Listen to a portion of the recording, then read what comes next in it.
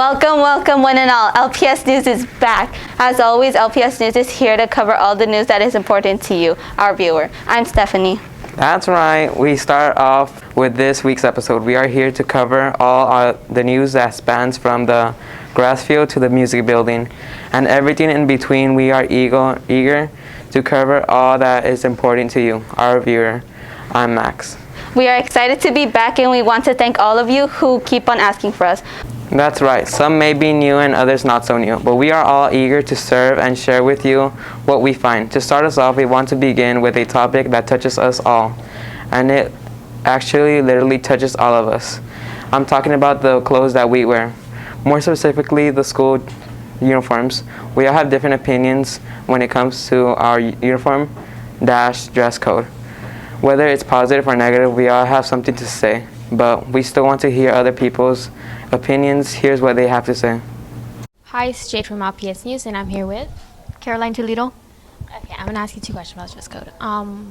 What's your general opinion about the school uniform? Oh, I think that it's a good idea because I've seen some people after school, after they go to the uniform room, I've seen that sometimes they're wearing crop tops, and I don't think that's a good idea because sometimes it could be too inappropriate for other kids.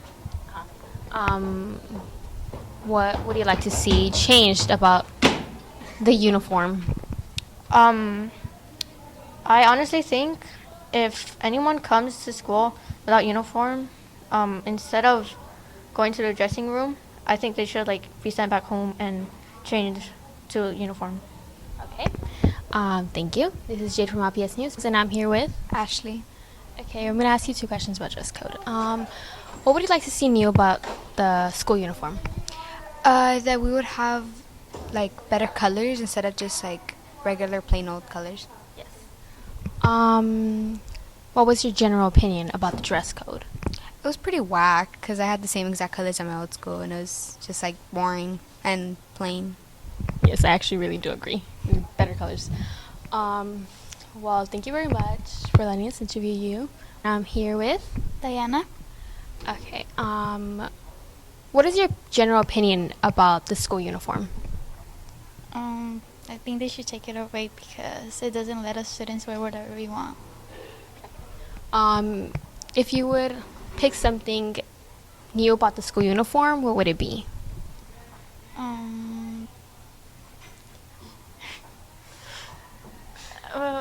The school uniform, I would just change it.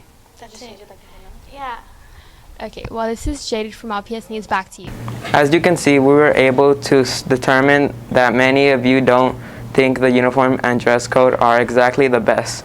Some of you felt that it would perhaps be beneficial to consider changing the colors of the uniforms. We have to wear them anyway. Well, no matter where you are on the topic, what matters is that you are able to stay safe and follow school protocol. Some other protocol we need to consider for our safety is how we use our technology. It is no secret that technology is a huge part of all of our lives these days. There is technology everywhere. Why even some of our watches have so much technology that they could be used to control our computers, TVs, and even to make payments at stores. But the technology that we will be touching on is the technology that we use every day as students. We had the chance to speak with some of you and with some teachers to ask what they thought about the technology we use on a daily basis. Hi, I'm Kevin from LPS News, and today I'm here with Miss Rose. Okay, so how has technology changed the way students learn? I think it has become more accessible, but I think it's also made it a lot more complicated and maybe harder for students to focus if there are other tabs to click and games to go on instead of whatever we're working on the Chromebooks. So accessible in one way, but also harder to keep attention in class. Okay, so how do you see technology in the future? I'm hoping to see more responsible and efficient technology use in the future, especially with classrooms. If we're going to be all online with Chromebooks, but have a ban on phones in school, I would like to see a balance where we're using phones and Chromebooks responsibly and effectively in our classrooms, so that students actually know how to be responsible with both instead of sneaking on both. All right, well, thank you. That has been Cam for LPS. I'm Jose Gaspar from LPS News, and I'm here with. Mrs. Keller. How has technology changed the way kids learn? Well, technology has changed the way kids learn by making learning more accessible via Chromebooks, Schoology, smart boards. We have also like slide decks that we use to help with our lessons, and kids have access to them. Homework is submitted online.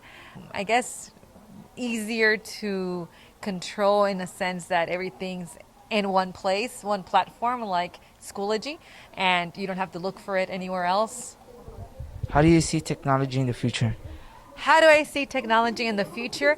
I see technology continuing to evolve and making more differences in education.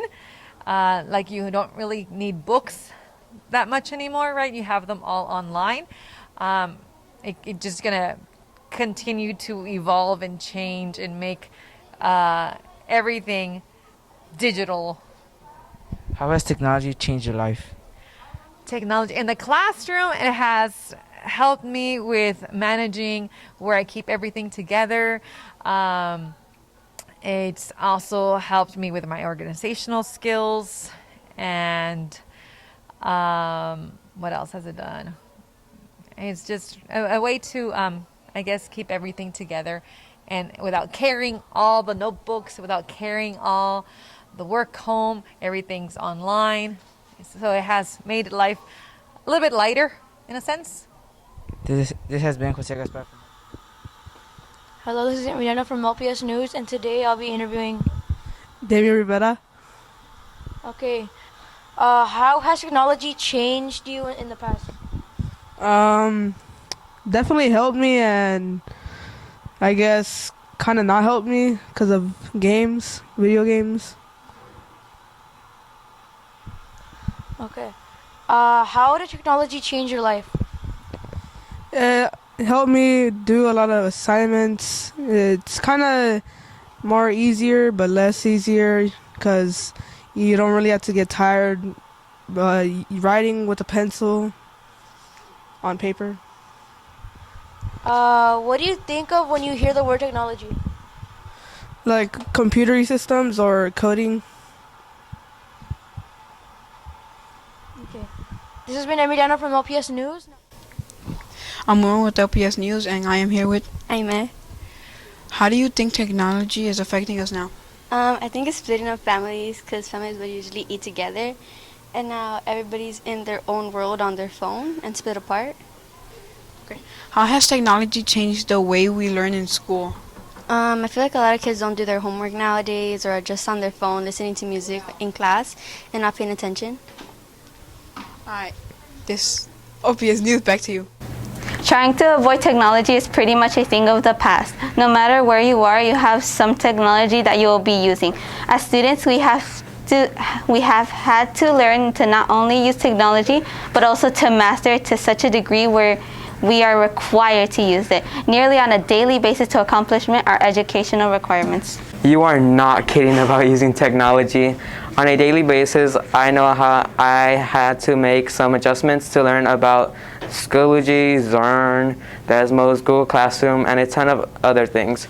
But that's alright, because we are able to pick up on a lot of things and share what we learn. In fact, for our next story, we are going to share apps that many of us use to share our daily lives.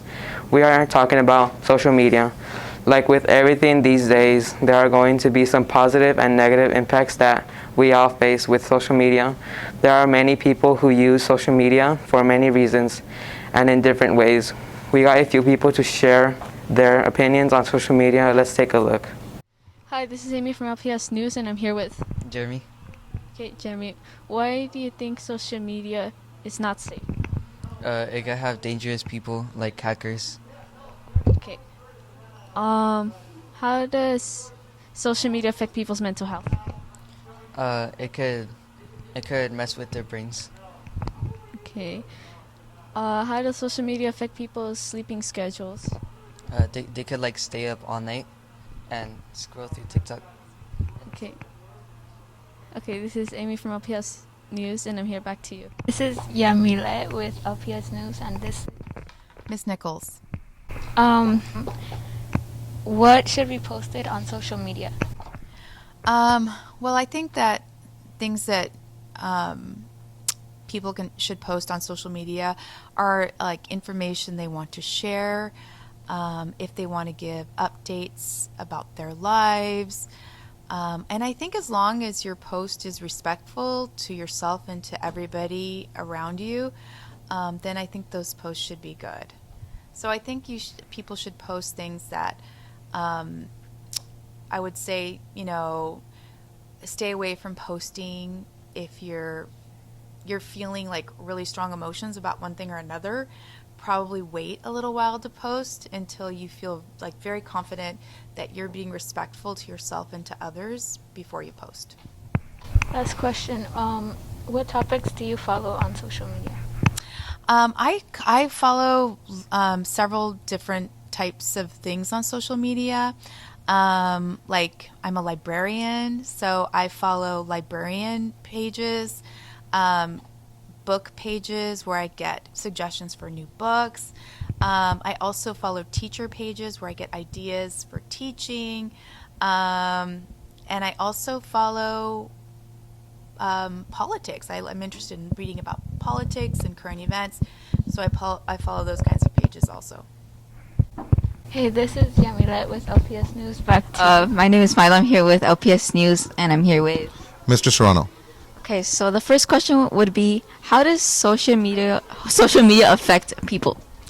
I just think that people are too caught up in social media, and I think it doesn't really sometimes portray the way people's lives are, because they just put like all the good things that are happening in their lives in social media, and maybe it's not really reality at times, or maybe a lot of the times. The second question would be, what topics do you follow on social media? For me, I really don't post anything, although I do have an IG account and a Twitter account. I usually follow like sports stuff, like Lakers, the Dodgers, stuff like that. I also follow like cooking, like barbecue stuff, do-it-yourself stuff, and like weightlifting stuff. Okay. The third question would be, how does social media affect someone's sleeping schedule? I think that people are definitely, especially young people, teenagers, high school students, maybe are not sleeping as much as they have to, or they do, because they're on social media on their phones. And what happens is, I think they get on their phone before they go to bed, and they have their phone in their face, and that affects your sleeping because your eyes are on the bright light of the phone, and your body doesn't rest because your eyes are just focusing on your phone. So I think kids are sleeping less, or people in general are sleeping less because of social media. Thank you. This is Milo for LPS News. Now back to you. While social media has its benefits and its negatives impacts as well, many of us need to learn how to limit our usage of it. We can all also collectively agree that social media can affect our sleep. As well as we learned in making of this story, staring at our screens all the time impedes our brain from producing melatonin, and consequently, we are not able to sleep well. We all know that we need our sleep to have energy to do things the next day. We hope that everyone is able to use social media in a positive way.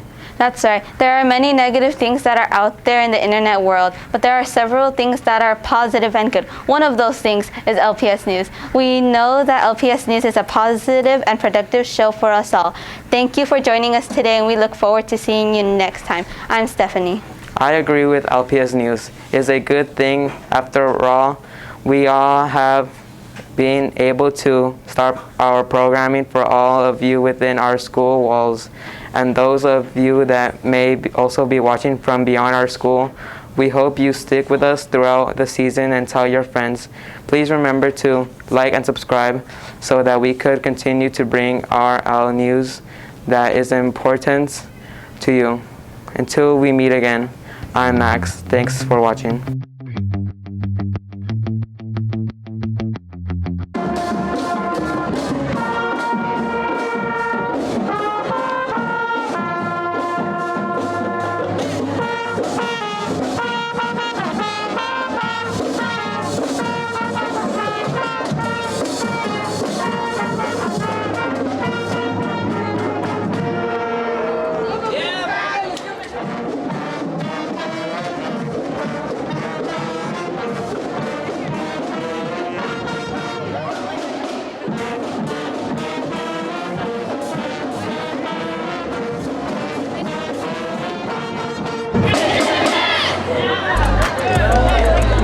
Subscribe, guys.